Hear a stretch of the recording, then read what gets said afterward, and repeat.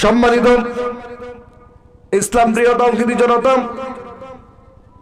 আল্লাহ রাব্বুল আলামিন মানব জাতির চূড়ান্ত হেদায়েতের জন্য সর্বশেষ নবী হিসাবে পাঠিয়েছেন আমাদের বিশ্বনবী হযরত মুহাম্মদ সাল্লাল্লাহু আলাইহি সাল্লামকে। যে সময় পৃথিবী ছিল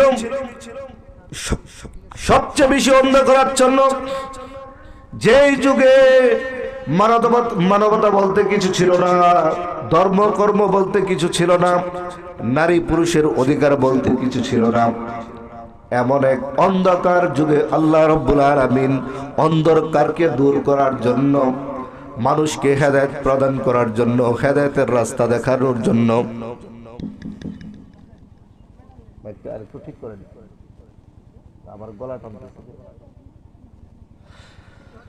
মানুষকে হেদায়েতের রাস্তা দেখানোর জন্য আল্লাহ রাব্বুল আলামিন সর্বশেষ নবী হিসেবে মুহাম্মদ সাল্লাল্লাহু আলাইহি সাল্লামকে মক্কা নগরীতে পাঠালেন।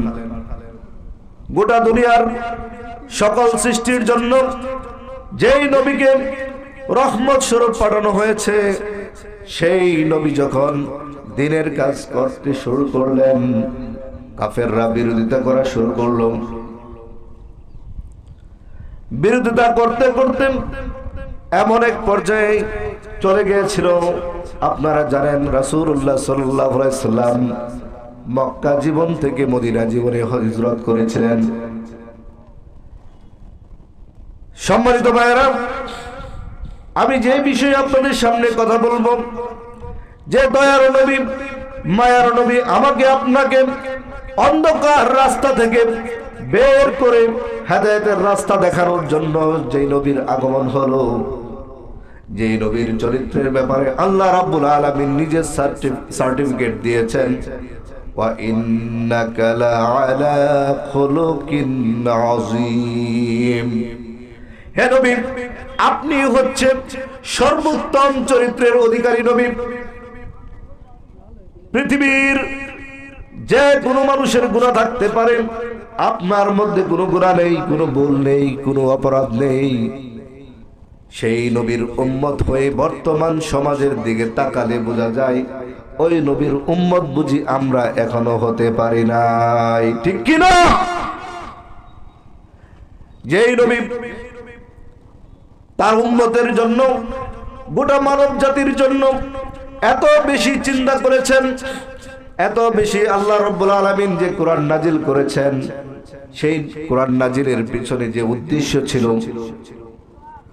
আল্লাহ সুবহানাহু ওয়া তাআলা সূরা ইব্রাহিমের 1 নং আয়াতে পরিষ্কারভাবে বলে দিয়েছেন, আলিফ লাম রা কিতাবুন আনজালনাহু ইলাইকা লিতুখরিজান নাসা মিনাল যুলুমাতি ইলান নূর।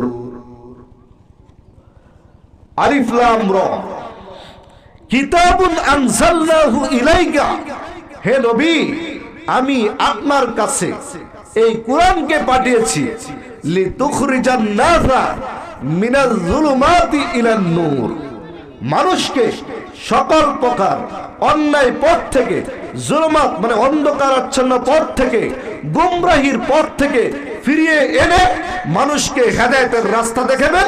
এই জন্যই আমি এই কোরআনকে নাজিল করেছি। সুবহানাল্লাহ। আল্লাহ রাব্বুল আলামিন সূরা সফফাতের মধ্যে, সূরা সফের মধ্যে তিনি আবারো বলেছেন, হুয়াল্লাযী আরসালা রাসূলাহু বিল হুদা ওয়া দীনিল হক লিইযহিরাহু আলাদ দীনি কুল্লিহি ওয়ালাউ কারিহাল মুশরিকুন।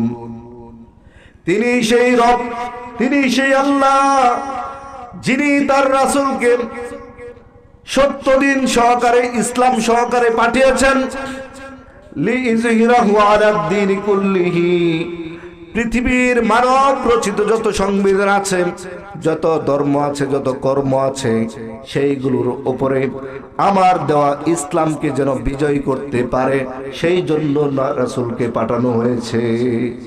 সুবহানাল্লাহ।